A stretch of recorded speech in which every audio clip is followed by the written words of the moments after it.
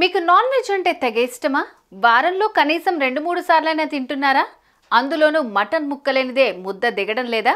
అయితే ఇప్పుడు నేను చెప్పబోయే వార్త ఎస్పెషల్లీ మీకోసమే. ఎందుకంటే కొందరు కేటుగాళ్ళు నగరంలో మటన్ పేరు అని చెప్పి కుక్క మాంసాన్ని విక్రయిస్తున్నారు. అంతెందుకు, తాజాగా పోలీసుల తనిఖీల్లో ఏకంగా 4500 కిలోల కుక్క మాంసం బయటపడటం సంచలనంగా మారుతోంది. వినటానికి కాస్త షాకింగ్గా ఉన్న ఇది నిజం. ఇంతకు ఈ ఘటన ఎక్కడ జరిగింది, అసలేం జరిగింది తెలుసుకుందాం పదండి.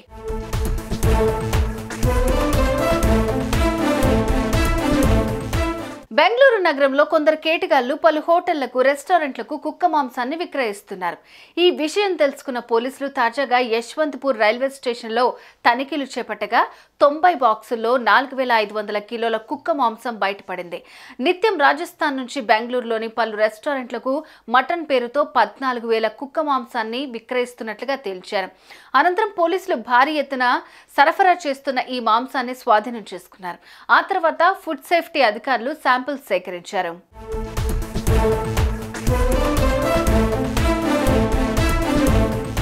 అయితే బెంగళూరులో ఉన్నట్టుండి 4500 కిలోల కుక్క మాంసం బయటపడటంతో హిందూ సంఘాలు భగ్గుమంటున్నాయి. దీంతో స్థానికులు సైతం పెద్ద ఎత్తున ఆందోళన చేస్తున్నారు.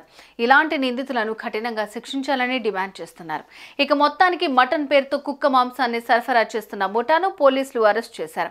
ఈ ఘటనపై కేసు నమోదు చేసుకుని దర్యాప్తు చేస్తున్నారు. ఇక ఈ విషయం తెలుసుకున్న నగరవాసులు ఇన్నాళ్ళు మేము తిన్నదంతా కుక్క మాంసమా అంటూ నెత్తి నోరు బాదుకుంటున్నారు. అయితే కొందరు వ్యాపారస్తులు మాత్రం ఇది మటనేనని, నాణ్యమైన మటన్ మాంసాన్ని మేము జైపూర్ నుంచి తీసుకొస్తున్నామని చెప్తున్నారు. కొందరు కావాలని ఇలా అసత్య ప్రచారం చేస్తున్నారని వాపోతున్నారు. ఇదే అంశం ఇప్పుడు నగరంలో సంచలనంగా మారుతోంది.